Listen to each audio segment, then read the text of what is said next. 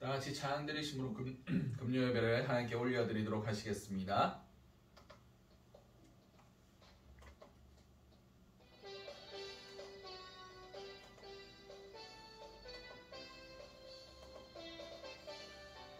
생명 주께 있네 능력 주께 있네 소망 주께 있네 주 안에 있네 생명 주께 있네 능력 주께 있네 소망 주께 있네 주 안에 있네 생명 주께 있네 능력 주께 있네 소망 주께 있네 주 안에 있네 생명 주께 있네 능력 주께 있네 소망 주께 있네 주 안에 있네 생명 다해 주 찬양하리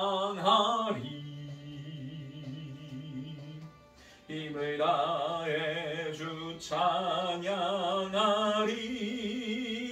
찬양하리 내 생명 다해 내 힘을 다해 모든 소망 주님께 생명 주께 있네 능력 주께 있네 소망 주께 있네 주 안에 있네 생명 주께 있네 능력 주께 있네 소망 주께 있네 주 안에 있네 주께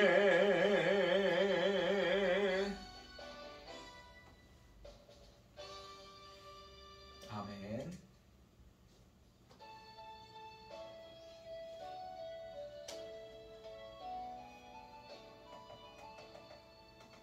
유월절 어린 양의 피로 나의 삶의 문이 열렸네 저 어둠의 권세는 힘이 없네 주 보혈의 능력으로 원수가 날 정죄할 때에도 난 의롭게 설 수 있네 난 더 이상 정죄함 없네 나 주 보혈 아래 있네 난 주 보혈 아래 있네 그 피로 내 죄 사했네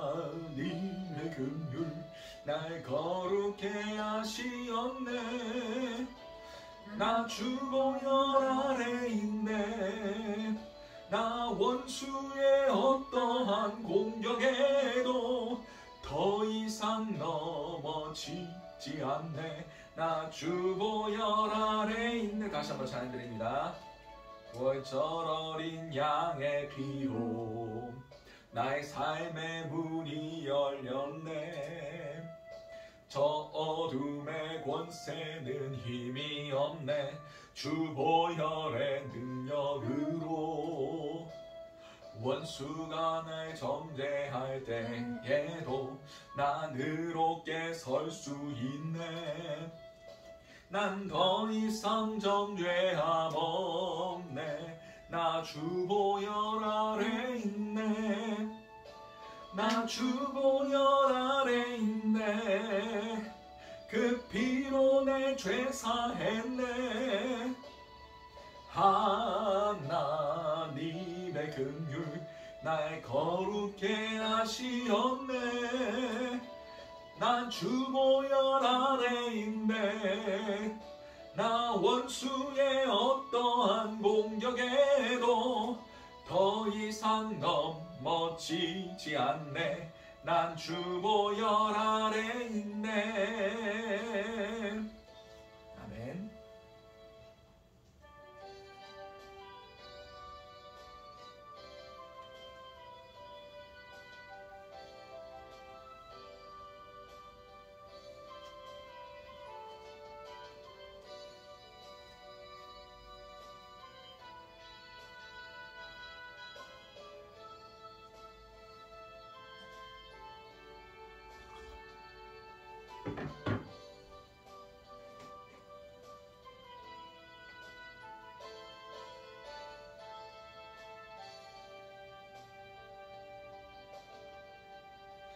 수많은 무리들이 줄지어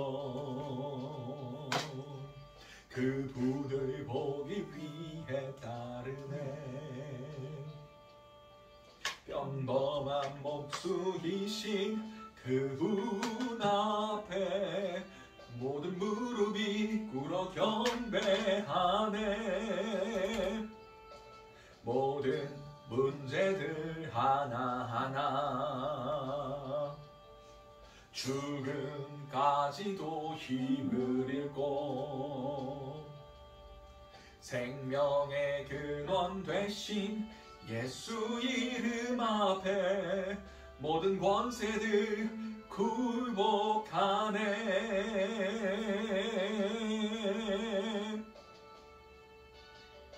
예수 이름 높이세 능력의 그 이름 예수 이름 높이세 구원의 그 이름 예수 이름을 부르는 자 예수 이름을 믿는 자 예수 이름 앞에 나오는 자 복이 있도다.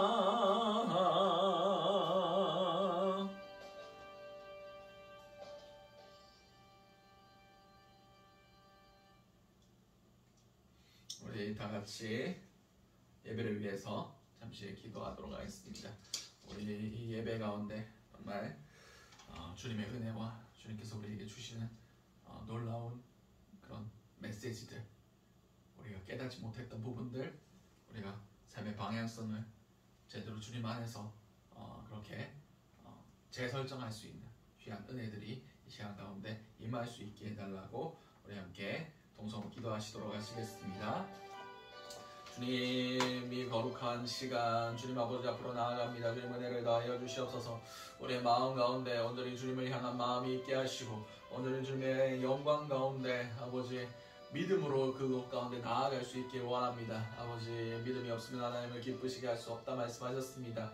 아버지 이 시간 온전히 주님 아버지 앞에 믿음으로 나아가게 하시고 주 믿음으로 영이신 주님을 우리의 영이 깨어서 만날 수 있는 귀한 은혜들 허락하여 주시옵소서. 이 모든 것들이 살아계신 우리 주 예수 그리스도로 기도드렸습니다. 자, 오늘 우리에게 허락하신 하나님의 말씀은 요한복음 11장 33절에서 44절까지의 말씀입니다. 요한복음 11장 33절에서 44절까지 말씀. 제가 가진 성경으로는 신약 166면이 됩니다.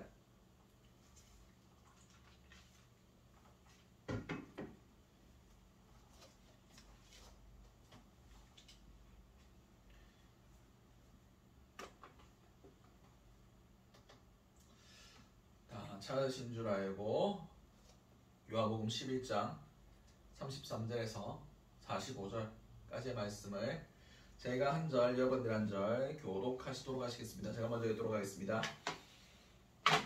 예수께서 그가 우는 것과 또 함께 온 유대인들이 우는 것을 보시고 심령에 비통히 여기시고 불쌍히 여기사 이르시되 그를 어디 두었느냐 이르되 주여 와서 보옵소서 하니 예수께서 눈물을 흘리시더라. 이에 유대인들이 말하되 보라 그를 얼마나 사랑하셨는가 하며 그 중 어떤 이는 말하되 맹인의 눈을 뜨게 한 이 사람이 그 사람은 죽지 않게 할 수 없더냐 하더라. 이에 예수께서 다시 속으로 비통히 여기시며 무덤을 가시니 무덤이 구리라 돌로 막았거늘 예수께서 이르시되 돌을 옮겨 놓으라 하시니 그 죽은 자의 누이 마르다가 이르되 주여 죽은 지가 나흘이 되었음에 벌써 냄새가 나나이다. 예수께서 이르시되 내 말이 네가 믿으면 하나님의 영광을 보리라 하지 아니하였느냐 하시니 돌을 옮겨 놓으니 예수께서 눈을 들어 우러러 보시고 이르시되 아버지여 내 말을 들으신 것을 감사하나이다. 항상 내 말을 들으시는 줄을 내가 알았나이다. 그러나 이 말씀 하옵는 것은 둘러서 무리를 위함이니 곧 아버지께서 나를 보내신 것을 그들로 믿게 하려 함이라. 이 말씀을 하시고 큰 소리로 나사로야 나오라 부르시니 죽은 자가 수족을 베러 동인 채로 나오는데 그 얼굴은 수건에 쌓였더라. 예수께서 이르시되 풀어놓아 다니게 하라 하시니. 아멘. 자, 오늘 우리에게 허락하신 요한복음 11장 33절에서 44절까지의 말씀을 가지고 예수님의 기적 그 7번째 시간으로 함께 은혜를 나눴으면 좋겠습니다. 요한복음에 나타난 이제 예수님의 7번째 기적, 그 마지막 기적입니다. 이제 예수님께서 예수님이 사랑하시던 그 마르다와 마리아의 오라버니, 오빠였던 나사로가 죽게 되었다라는 소식을 듣게 됩니다. 근데 예수님께서 바로 안 가시고 지체하고 계시다가 이제 베다니로 마르다와 마리아가 있었던 그 베다니로 가게 됩니다. 가셨더니 마르다가 먼저 나와서 예수님을 맞습니다. 근데 마르다가 하는 말이 예수님께서 여기 계셨더라면 내 오라버니가 안 죽었을 겁니다. 막 이런 얘기를 합니다. 그때 예수님께서 뭐라고 말씀하셨습니까?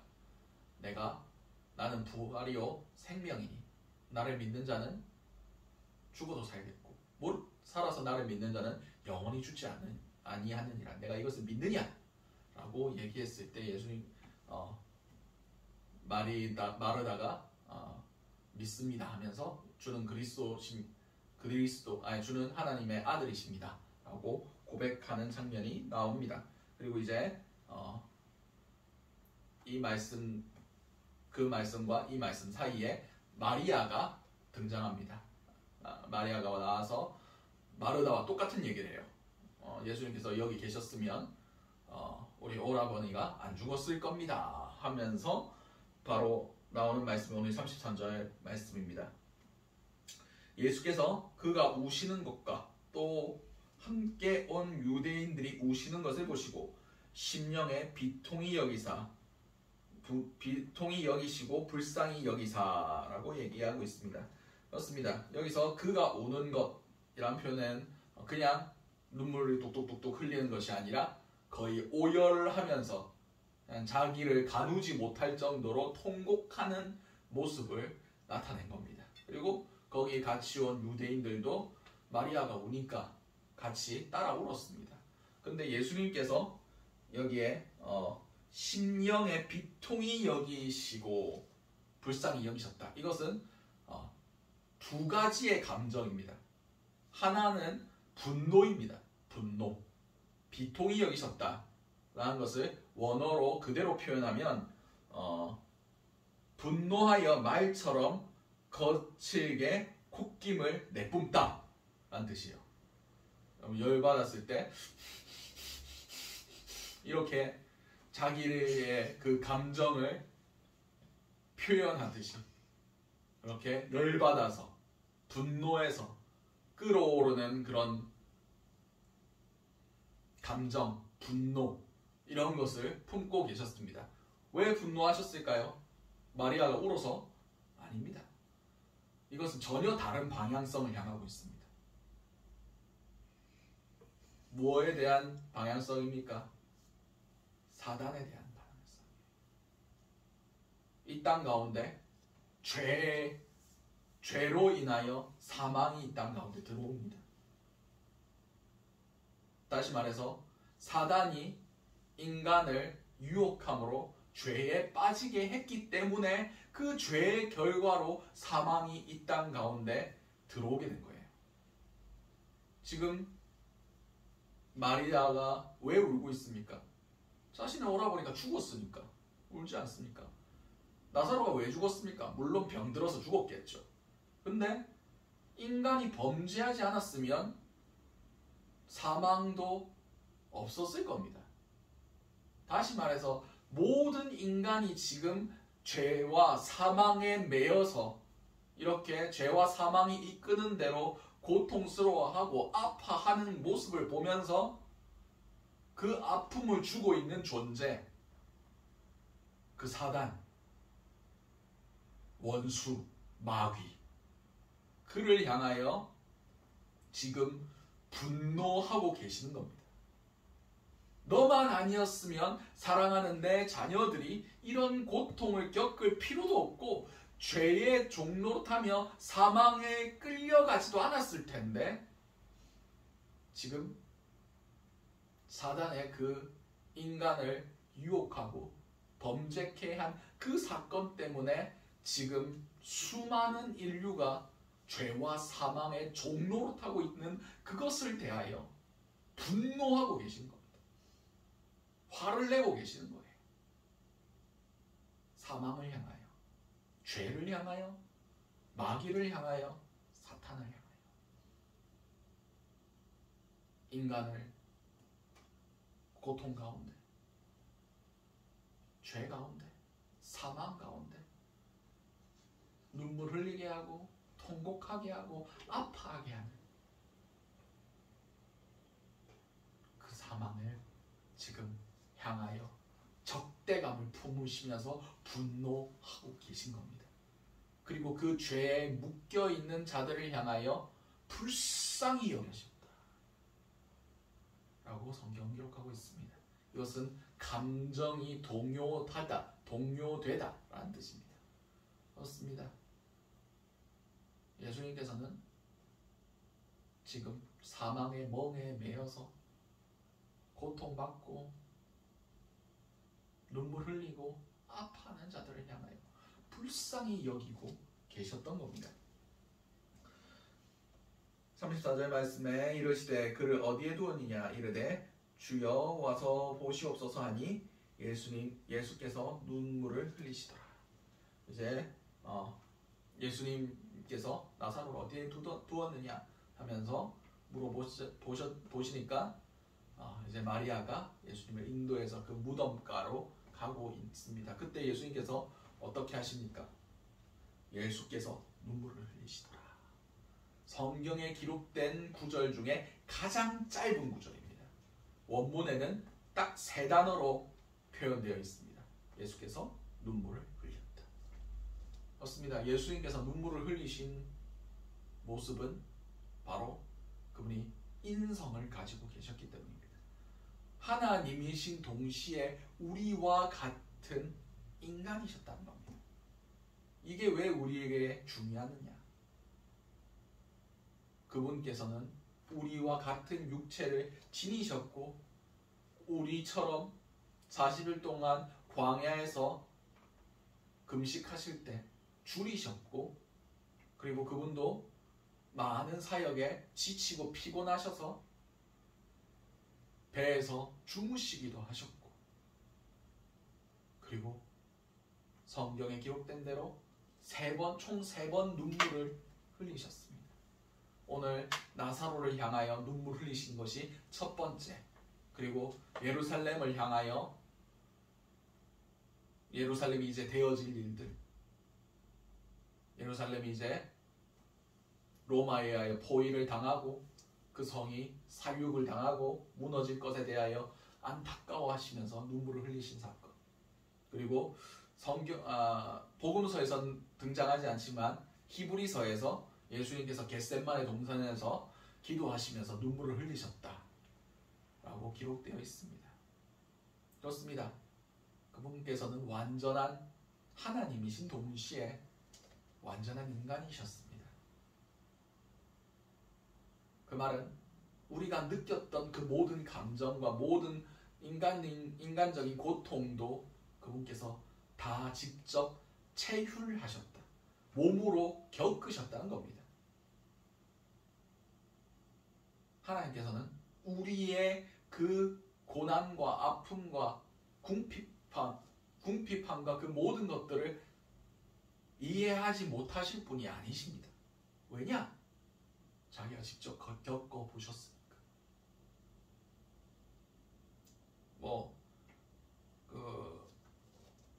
프랑스 대혁명 때 그런 얘기가 있었다지 않습니까?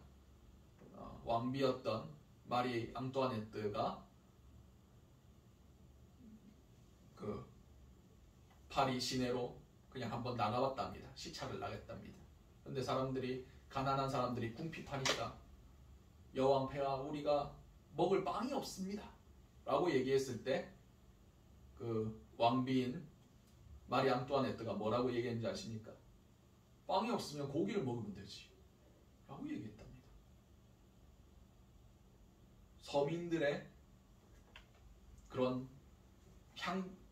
사치와 향락에 찌들어서 서민들의 그런 애환과 가난과 궁핍을 도저히 이해할 수 없는 그런 상황 가운데 그런 말을 했던 겁니다.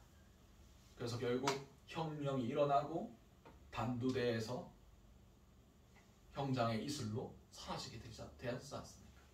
그러나 예수님께서는 배도 골마보셨고 배도 골아보셨고 인간처럼 피곤함도 겪어보셨고 눈물도 흘려보셨고 예수님께서 웃으셨다는 표현은 없지만 예수님께서 잘 웃으셨던 것 같아요.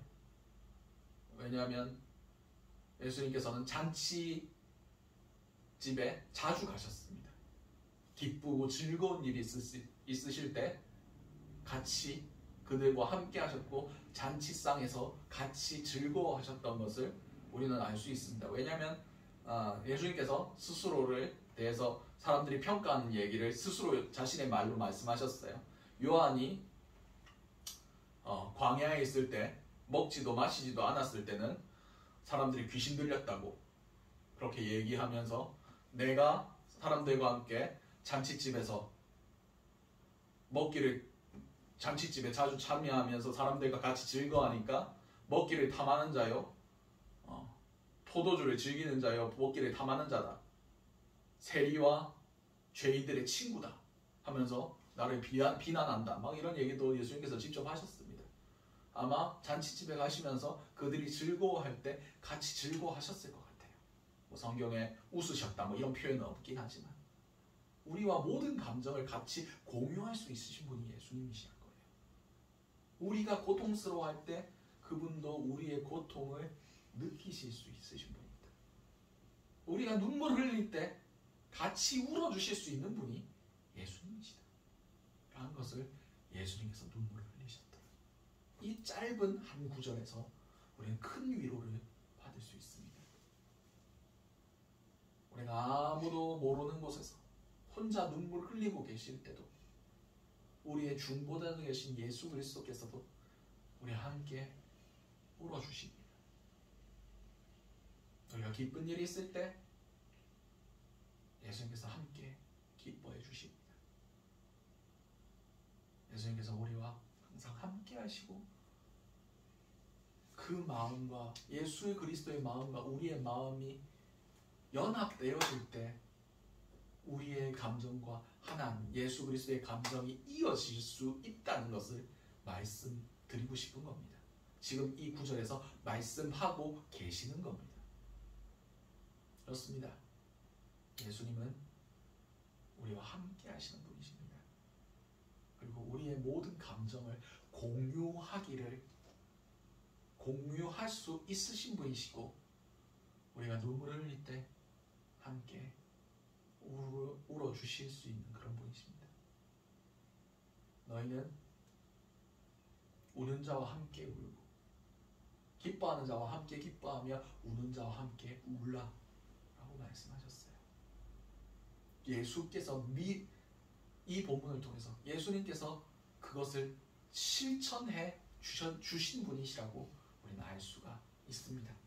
계속해서 보도록 하겠습니다. 이에 유대인들이 말하되 보라 그를 얼마나 사랑하셨는가 하며 그 중에 어떤 이는 말하되 맹인의 눈을 뜨게 한 이 사람이 그 사람은 죽지 않게 할 수 없더냐 하더라. 이에 예수께서 다시 속으로 비통히 여기시며 무덤에 가시니 무덤이 굴이라 돌로 막았거늘. 이제 예수님께서 그 무덤가로 그 동굴로 가시는 도중에 눈물을 흘리십니다. 그 모습을 보면서 유대인들이 뭐라고 합니까? 예수님이 나사로를 얼마나 사랑했냐? 얼마나 사랑이 많으신 분이냐? 라고 거기에 긍정적인 반응을 보인 무리도 있었고, 아니 그렇게 눈물을 흘리며 슬퍼할 거면 그 능력으로 살려주지 왜 안 살려줬냐? 라면서 예수님에 대해서 지금 비난하고 있는 겁니다. 맹인을 날 때부터 맹인으로 났던 그 사람도 고칠 능력이 있었으면서 왜 나사로는 안 살려줬냐? 죽어가는데 왜 안 고쳐줬냐? 라고 지금 비난하고 있는 겁니다. 예수님께서 그 모습을 보시고 다시 한번 비통해 하십니다. 다시 분노하시는 거예요. 왜 분노하셨을까요? 예수님에 대해서 전혀 알지 못했습니다. 그리고 죽음이 끝이라고 여겼기 때문에 예수님의 능력과 예수님의 그 본질에 대해서 전혀 알지 못했다라는 것을 알 수가 있습니다.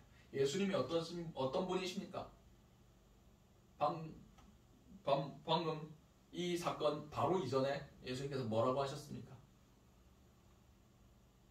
마르다가 내 오라비가 살아날 거다 라고 얘기하니까 마지막 때에 살아날 것이라고 믿습니다. 마지막 때에 부활할 거라 믿습니다 라고 얘기했을 때 아니다. 지금 살아날 거다. 왜냐하면 내가 부활이요 생명이다 라고 말씀하셨습니다.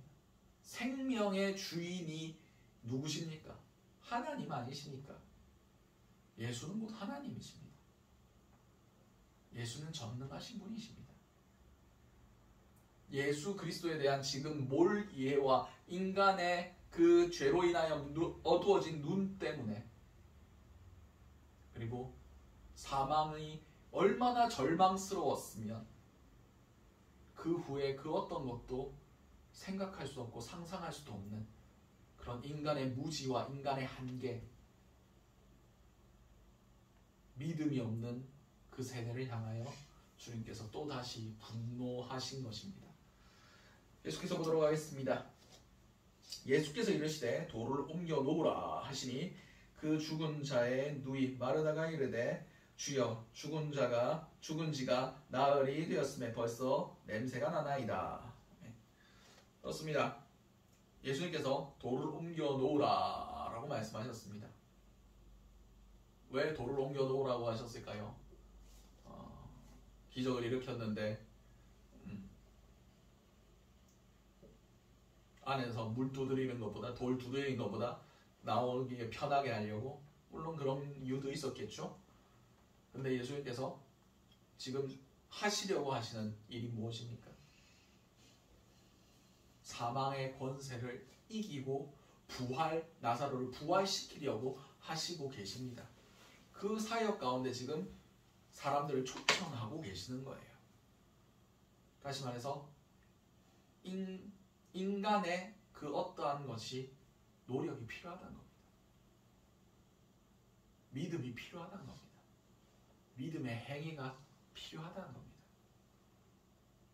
예수님께서 어떤 마을로 가셨는데 사람들이 믿지 아니함으로 그 어떠한 기적도 행하지 않고 그냥 나오셨어요.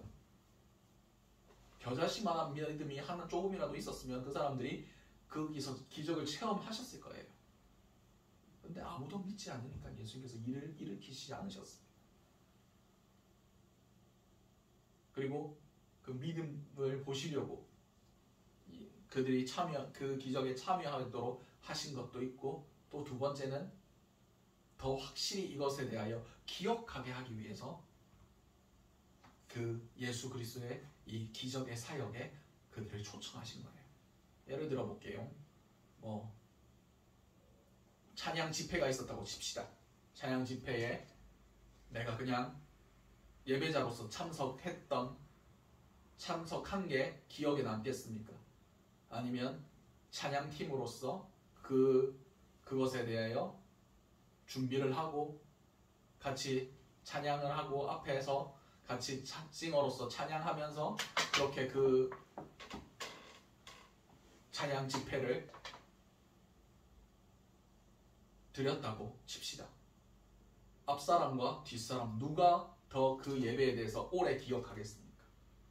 당연히 그 일에 참여하고 그것을 위해서 수고하고 같이 했던 사람이 훨씬 더 그 사역에 대해서 오래 그리고 깊이 기억할 것입니다.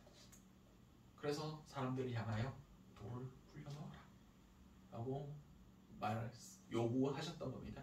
근데 그 상황 가운데 마르다가 뭐라고 얘기합니까? 지금 문 열면 냄새 납니다. 이미 부패가 진행되었고 죽은 지 사흘이 되어서 가망이 없습니다. 그런 얘기를 합니다. 마르다가 얼마 전에 무슨 얘기를 했습니까?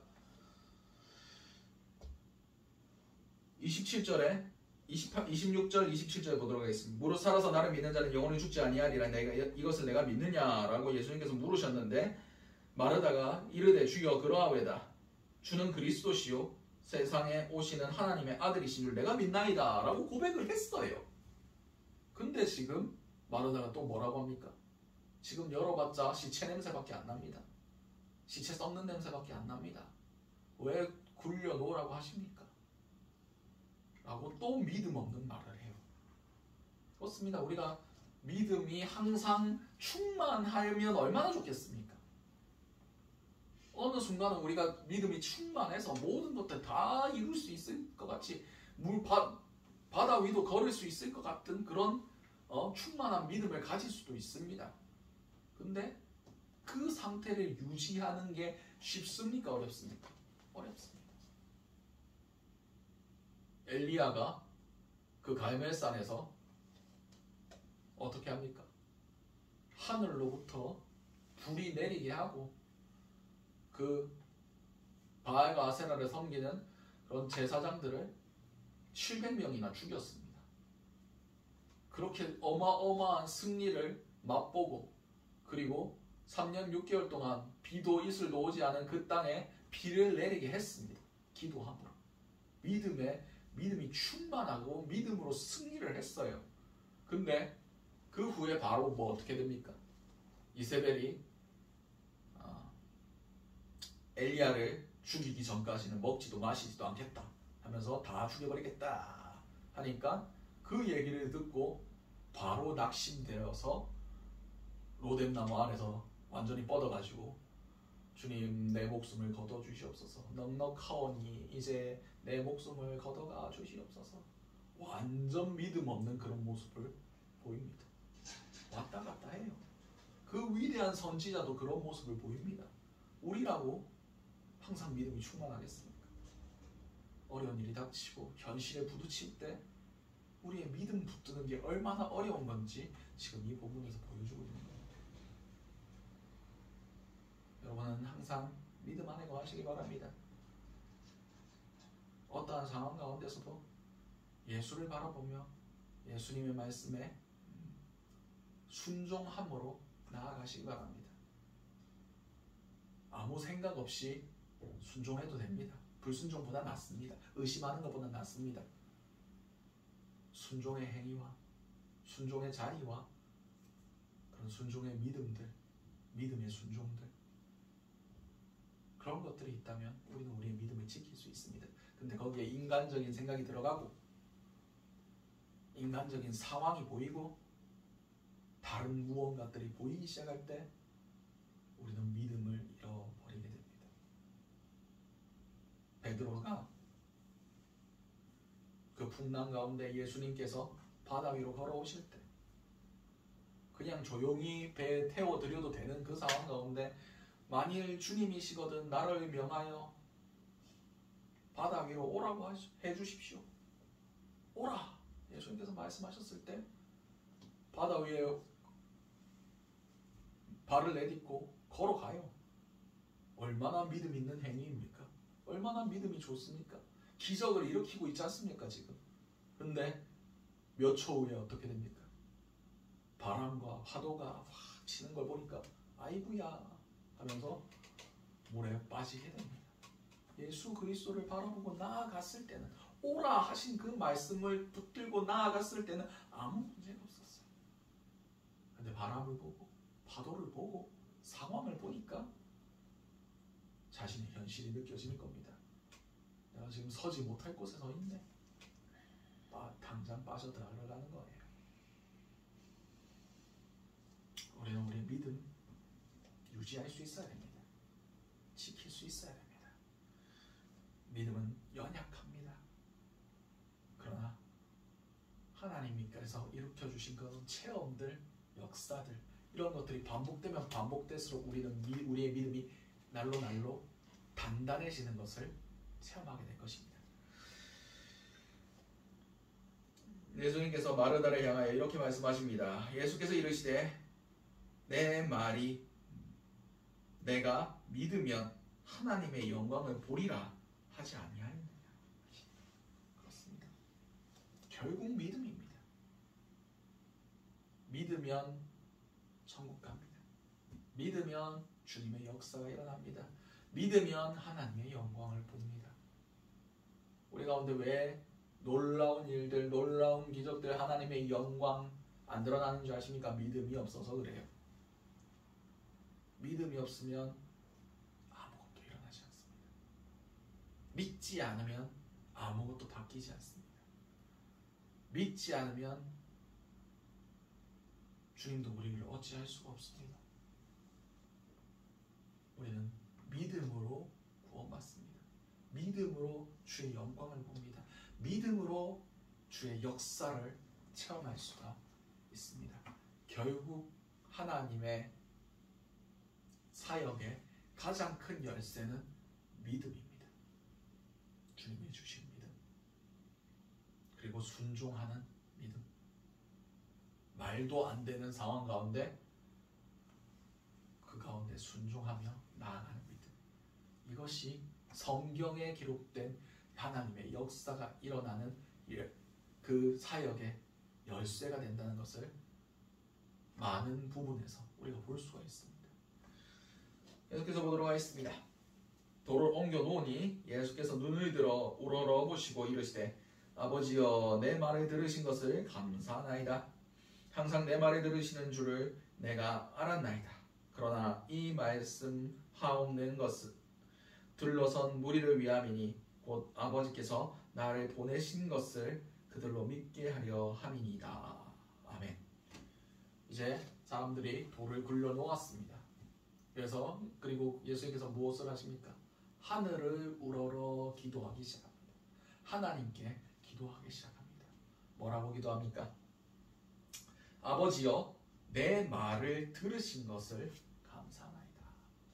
들으실 것을 감사하는 것도 아니고 이미 들으셨음을 감사하는 겁니다. 그리고 항상 내 말을 들으시는 줄 내가 알았나이다.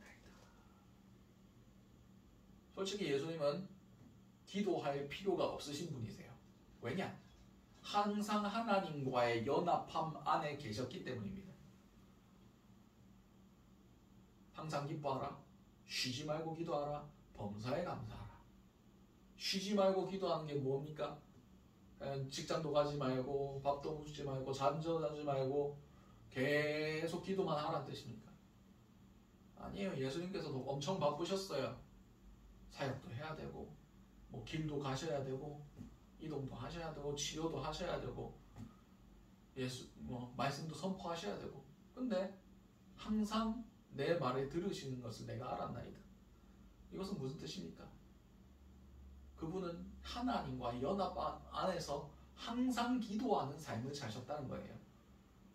시간을 정하여 기도하시는 것도 물론 하시지만 모든 사역 가운데, 모든 상황 가운데 하나님의 영과 연결되어 있으므로 입술을 열어 기도하지 않으셔도 되는 분이시란 거예요. 그런데 내가 이렇게 기도하는 것은 무엇 때문이라고 말씀하고 계십니까? 둘러선 이 많은 사람들을 위함이다.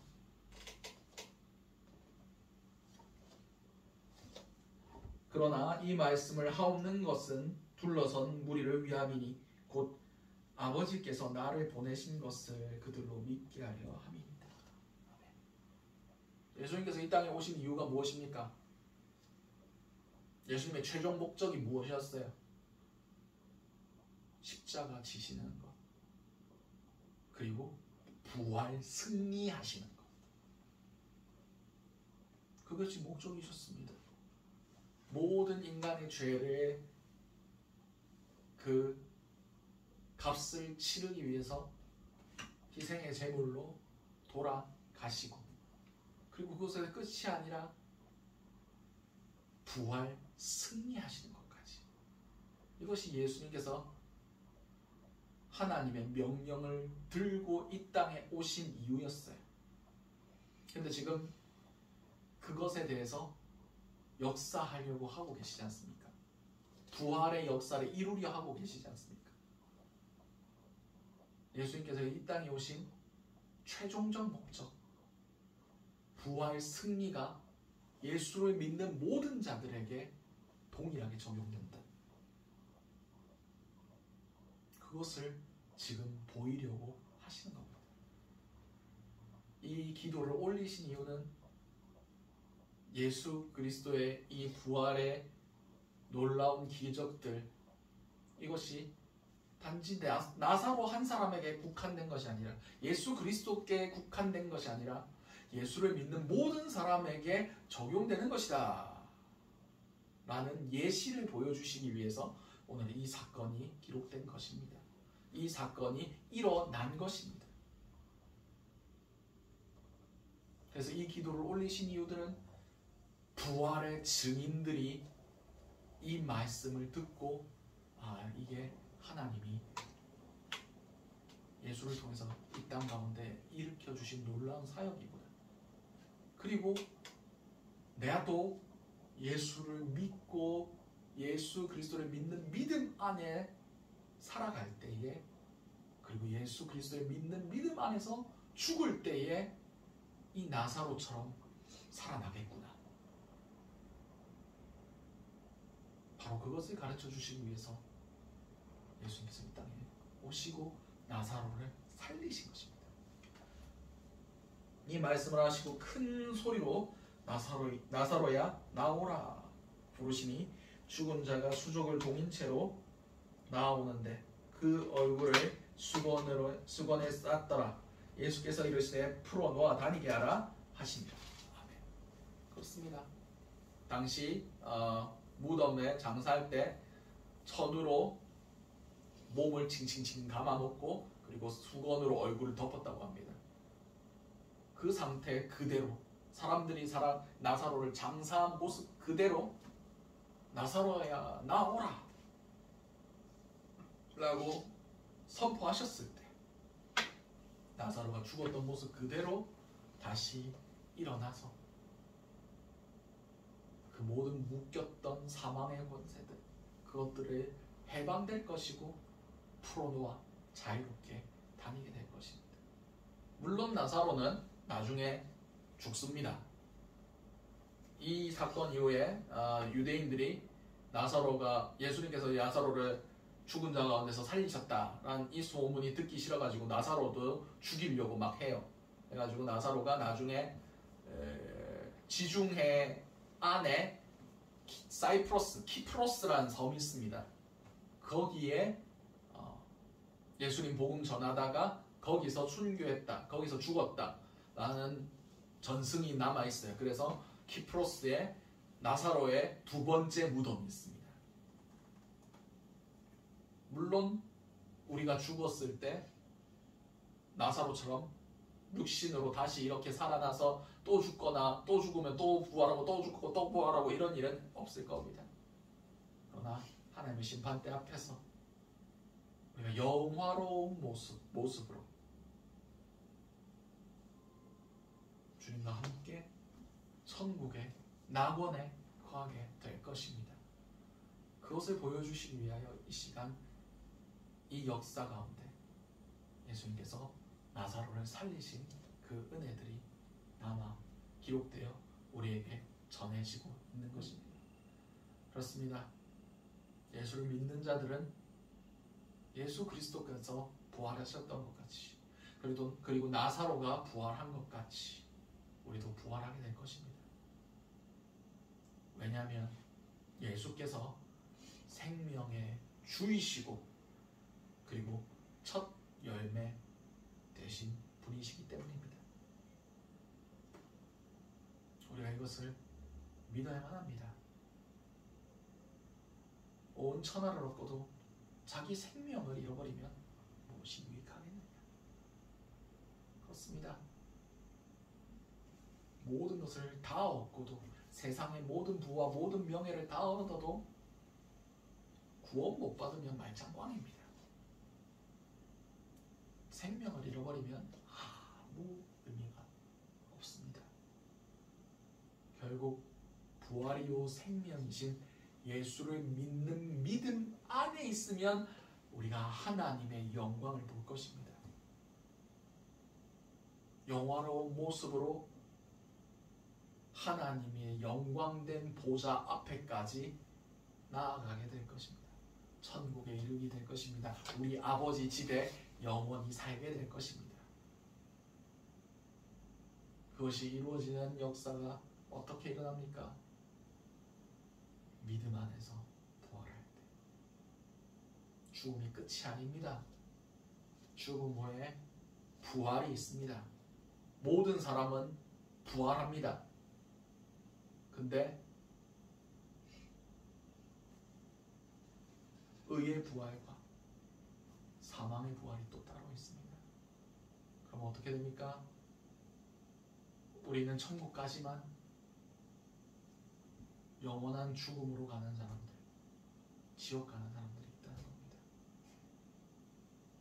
차라리 아무 감정이 없는, 욕심도 없고 고통도 없는 그런 영의 상태로 가는 게 나을 겁니다.